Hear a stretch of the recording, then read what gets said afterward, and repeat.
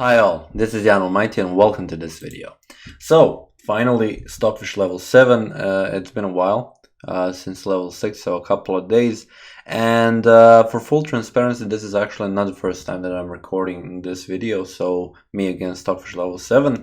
Unfortunately, for the first two times, I had an accident of someone actually interrupting me. So, since I didn't want to put that in the video, I decided to record it once again. I just wanted to let you know that I already played 2 games against it, so it isn't like it was against the first 6 levels.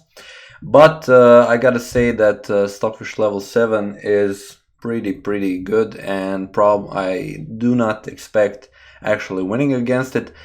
That being said, I will give my best, and I will try to provide you with the best commentary that I can. And later on, make some kind of a conclusion. What should I actually improve in my game to maybe somewhere in the future beat Stockfish level 7? So let's just jump into the game. As I said, yeah, this is already pre-set up. And one thing is a little bit strange for leeches. So Stockfish level 6 was actually rated 1900. And Stockfish level 7 is rated 2200, so a little bit of a big jump, which, yeah, it doesn't really, it would be much nicer if, for example, they had 10 levels and then had 2000, 2100, 2200, but yeah, it is what it is. So let's just start with the game. As always, with the white pieces, I'm going to start with e4, and I do have the nasty French on the board. So d4, d5, and I will go for the exchange variation because I don't want to go into any complications with the other variations. Bishop to d3 now, going for the standard stuff. Knight to f3, going for the development, and here, for the first time in the game, a decision. So queen to e2 seems like a move, but the question is, do I want to really give up the queen this soon in the game? But I actually think that this is the best move that I can play. Other options are bishop to e3, of course, blocking, but that runs into knight to g4, simply attacking this bishop, which will be pinned, and I don't want to give up my dark square bishop for this knight, so that is one of the things that is kind of a problematic here. So other thing is I'm playing bishop back to e2. Doesn't make sense to play this bishop 2 times in the opening. Yeah, that is a good question. The thing is, if I play bishop to e2 castling and playing rook to e1 to go for some kind of a discovered attack, already black, and I think with g6, bishop to g7 plays something else. But I have, in the spirit of not really exchanging and not going too soon with the queen exchange, I'm going to play bishop to e2. I'm leaving this e4 square for the moment open, but no harm will come there, I'm pretty sure. Castles, even though h6 was played with, probably planning to play g5, but knight to e5 is a very good resource there, so yeah, all in all, I'm liking my position for now. Rook to e1, always a nice move, put the rook on the open file, and not just that, especially in this situation where the queen is on e7 and the king is also on e8. And now what has happened, the queen has gone back to the original position, and probably this is the time where I could take advantage of the situation. But the thing is, at least for now, playing the bishop somewhere doesn't really give me too much, I should say. So, because in the end, even if I play, for example, bishop to d3 check, bishop to e7 can be played. After queen to e2, bishop to e6 can be played. So h6 has come in handy, yeah, considering that. But my thinking was maybe play c4 and then try to play something on this side of the board. So let's just go there, try to tackle the center. So there is an option of capturing and me capturing with the bishop, which then would lead to a discovered check. But okay, bishop to e7 is played, and now once again a decision. Do I maybe want to play c5 to lock in the position and try to expand later on in the game on the queen side? Of course, b6 is possible for black, but then you could stay with a little bit of a behind c6 pawn. So I'm going to play c5 because this is a sort of a setup that I've been playing against the exchange variation of the French, and I really enjoyed it. Okay, castles and bishop to f4. Now it's time to continue with the development. I'm expecting b6 to get rid of the tension that is here, but actually my opponent doesn't want to play that. So knight to c3, and next I am preparing b4 definitely. So either playing b4 or something like that. Knight from b to d7, and now b4. Simply just like that. If a5 is played, I'm okay with that. I will play simply b5. Okay, knight to e4. The Stockfish has started to play on with the pieces in the middle of the board. So this knight is attacked and nothing is defending it. So I have to respond to this threat. I can definitely capture. Playing the knight somewhere else doesn't make sense because leaving the knight so strong in the center, yeah.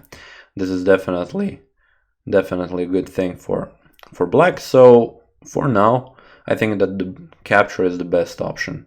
Defending the knight, for example, queen to b3 also doesn't do too much because knight is coming to f6. So let's just capture simply, and if bishop captures, playing bishop to d3. Don't really want to allow too much pieces to be there on e4, but also on the other hand I do have knight to e5 as a possibility. So let's play bishop to d3, and if he captures, I'm going to capture with the queen on d3. Still keeping all options available, so if a5 and b5 is an option. Okay, and now f5. f5, a solid move. If I try to do something here on this side, black is definitely planning to capture and open up the f-file, so now I'm not really interested in playing that. I'm more interested in playing something like a knight to e5, centralizing the knight, and then playing f3.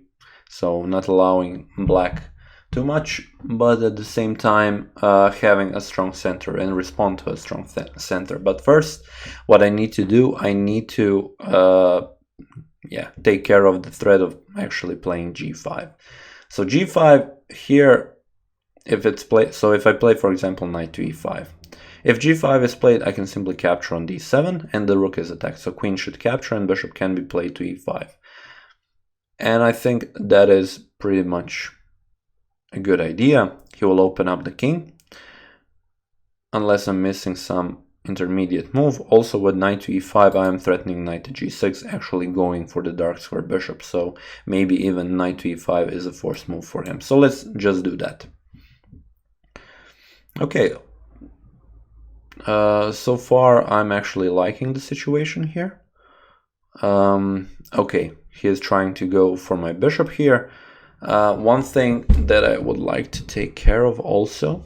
So for example, once again, if I capture the knight on d7, bishop captures on f4, knight captures on f8, with threat of actually coming to e6. So probably black has to capture.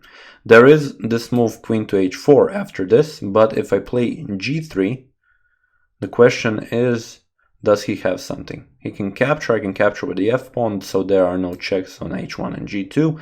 And I think I can pretty much play bishop to e4 at some point. So, what is my thinking here actually? So I want to capture the knight on d7, and I want him to capture with the queen. The reason for that is actually that I don't want to. I mean, I can capture the bishop on g5. And if I if I capture the bishop on g5, he is actually forced to capture with the pawn. Okay, he is forced to capture with the pawn because the queen is attacked. I also have time to capture then the knight on d7, play f3, and then queen to d3. I think that would be a nice position. His king side will be messed up. I am going into this equal material, but I think with a better chances. So let's just play that, bishop to g5. Oh, actually no. Okay, this is what happens.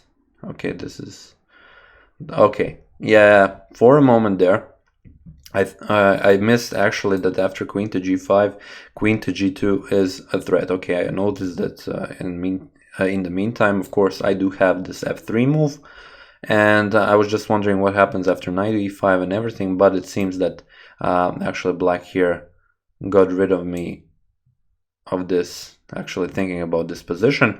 And yeah, let's play knight to d7 as planned.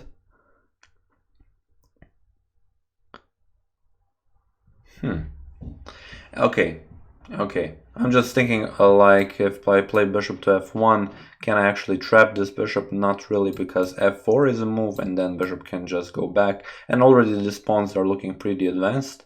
So I think f3 is the best move here. So let's just play it. He is forced to capture on d3. I will just simply recapture with the queen, and after that I'm going to, yeah, I mean, this is more and more looking like a draw, but now after g4 is played, I'm thinking of simply playing rook to e5 and stabilizing my position in the center. So if he captures with a pawn, he of course undoubles his pawns, but I will capture with the queen, and my next move is of course rook from a to e1, doubling up the rooks.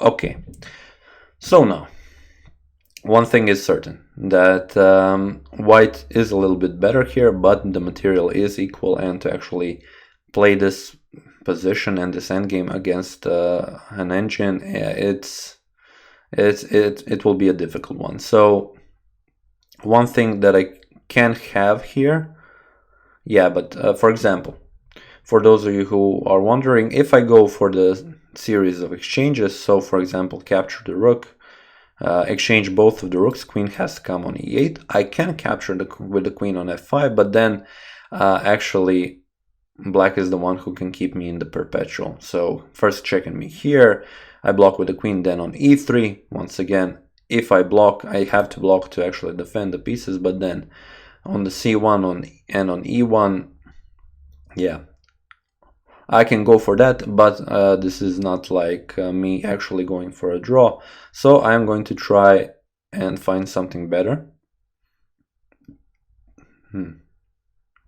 So for example, I'm looking at playing with the queen on e3, having this nice battery rook, queen, rook. He will capture, of course, and I have to capture with the queen, because having the pawn here is not really supported, and I'm also creating a pass pawn for him. So I'm not really in favor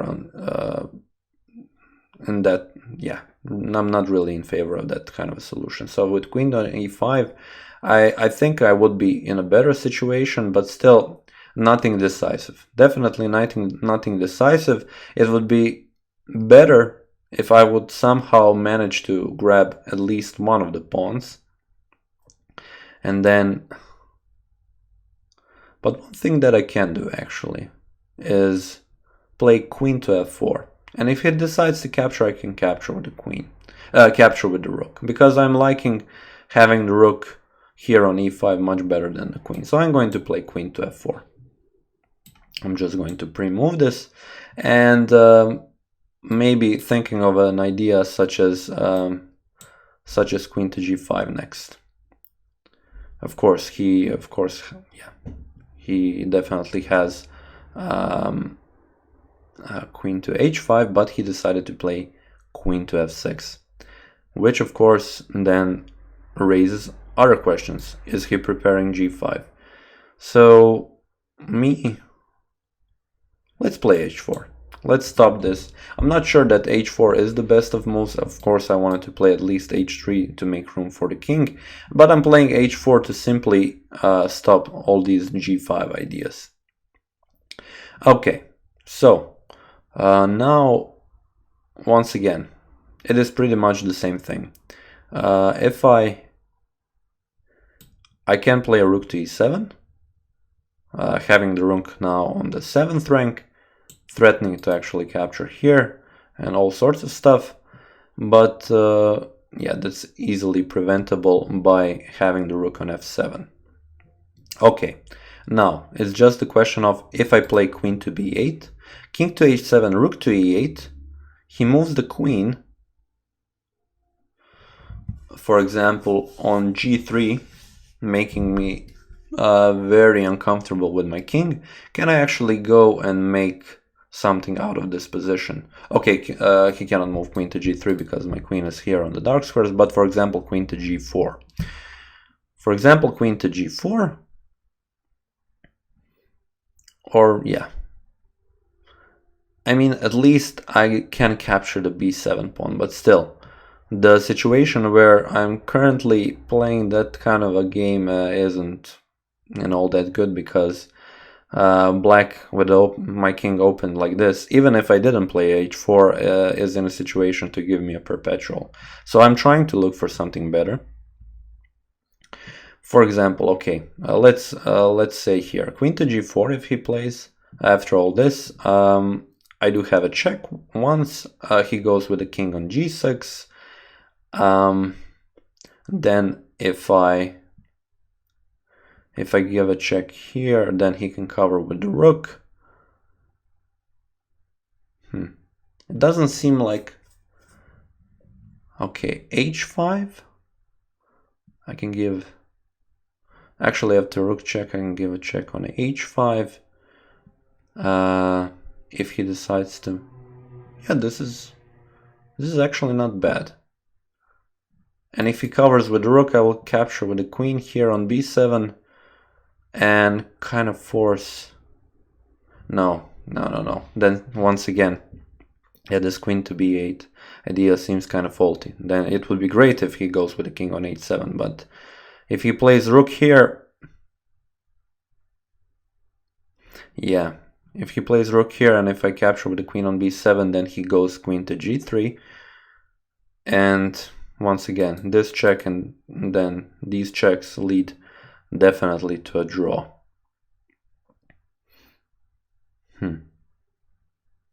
And I'm not really in time to make something up.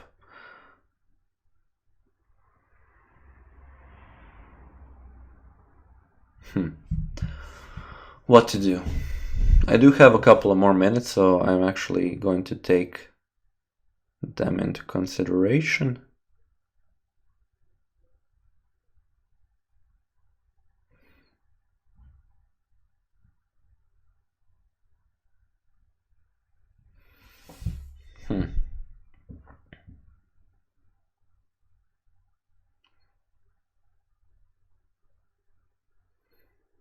Let's play this actually. If he plays rook to f8, I will play queen to e5, let's say improving the position of my queen. But, okay, what happens after f4? That's the question. After f4...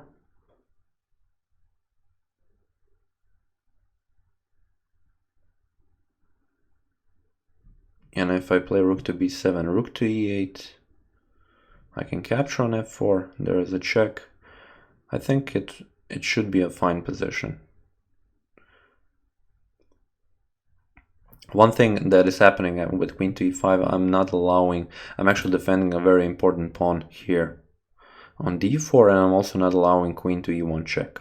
I can leave this h4 pawn. I'm not really that connected with it. So queen to e5, let's just try it out. And I don't want to also waste too much time here. I was thinking about it a little bit. Yeah, wasting too much time would lead to a type of situation where he actually goes for something and then I have too little time. I'm actually making this decision to go for this pawn for the first time. So rook to b7. And one thing that is certain also here, okay, one thing that is certain, as I wanted to mention, is that queen to d1 check leads to king to h2, and there are no more checks. Other thing is, there is this queen to d4. So, all in all, not bad. But, yeah, that's the thing. If I play, for example, something like a rook to b8 check, and then go for queen to e8, yeah, it looks nice, but I think that black here can actually go out of this position.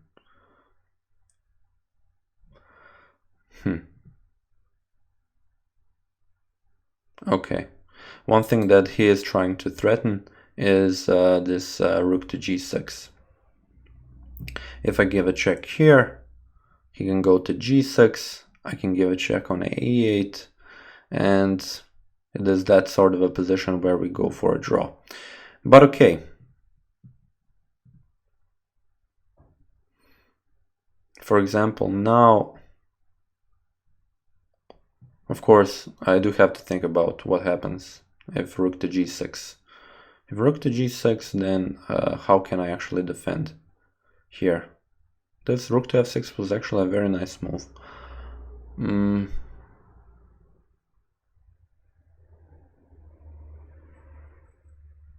Queen captures on d4.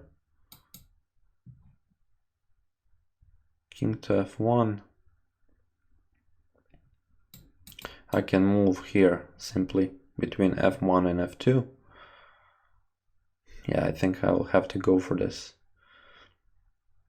because I'm not seeing, at least for now, I'm not seeing anything better.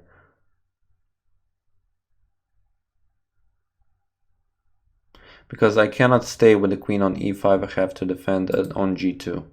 And if I play, for example, h5, queen captures, queen can give me a check on d1 and then capture on f5. So, and still go into a perpetual. So, yeah, I think that is, yeah, I think I'm going to go for this idea with the rook and queen and see. Maybe black decides to do something else. Of course, he cannot play a rook to g6 now, because queen to h8 would be checkmate. So, okay, he did capture the pawn. Okay, he is going for the other pawn. I have to be careful here.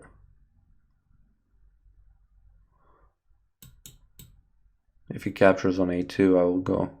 If I go on g1, he can give a check here. Oh, he decided to play f4. Okay. And what are my options here? I can play, for example, queen to h5, give a check. He is definitely going for something better here. I mean, but still, queen to h5, you have to block with the rook, and then queen to f5. What is happening here? Is this like, if I play h5? Oh, okay, I see. It's a little bit of a trap. It's a little bit of a trap where if I actually play h5, I mean, I do have a draw with just giving those checks. Rook h8 with just picking up the rook doesn't give me too much. Yeah, it's a little bit of a trick, because if I play h5, queen to a2 comes with a check, and then I would have to and I'm still in a perpetual, so I don't want to be here. The queen can then capture here, and also yeah, I can play h5, and of course, if I don't play after queen to a2, king to g1, and go into checkmate myself, this is once again a draw. If for some reason black doesn't want to give it up.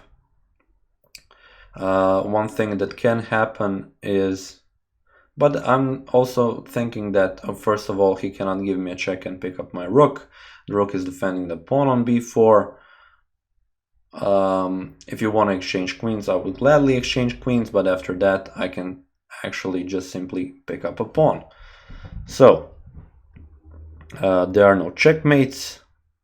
So queen to a2, if I actually come closer here with the king, yeah, he can simply give me checks, and I cannot find a good solution for this situation. but let's say I'm wrong. Let's say I'm wrong and let's just try it out. So h5, okay, queen to d4 immediately.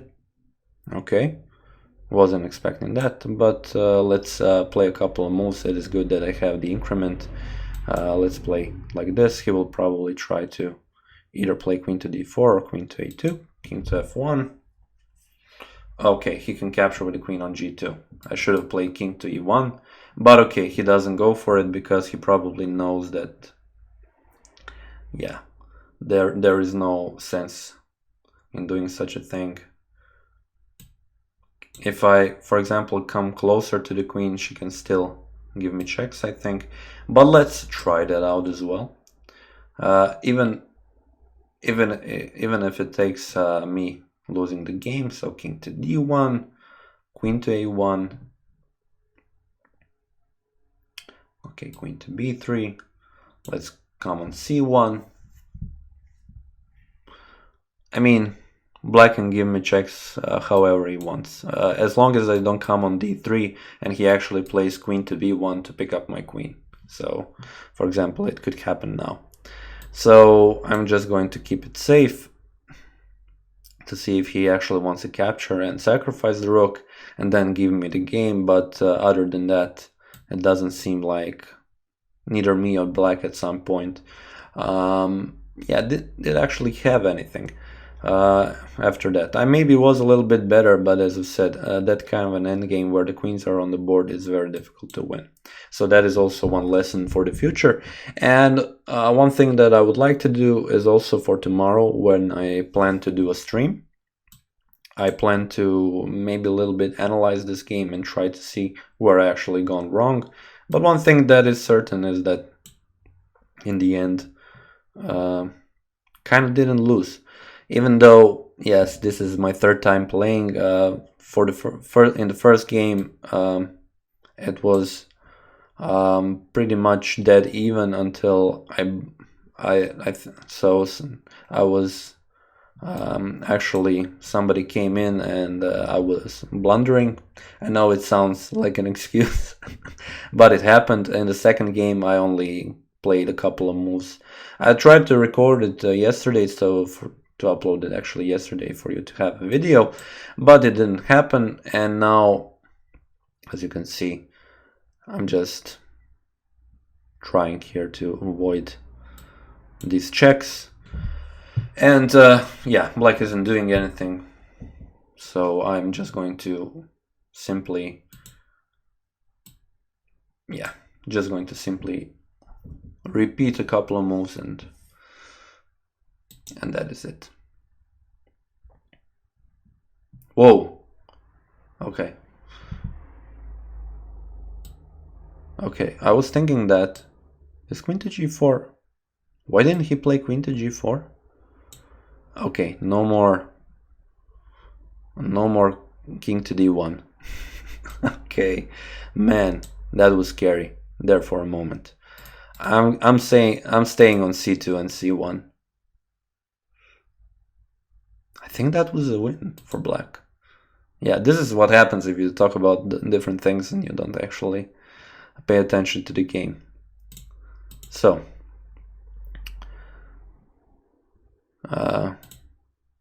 okay, it is a draw by threefold repetition. I hope you enjoyed this video. I definitely plan to make another video with Stockfish level 7. I don't think that is a it doesn't make sense to actually go for level 8 if I cannot beat level 7. That being said, one thing that I have to a little bit work on is definitely the openings, to have a better opening preparation, even though Stockfish level 7 did go out of the opening pretty soon. So yeah, tomorrow at the stream, I do not be stopped once again. I will just mention a couple of things about today's game, and that is it. So hope you enjoyed this video. Thank you all for watching, and I will see you tomorrow.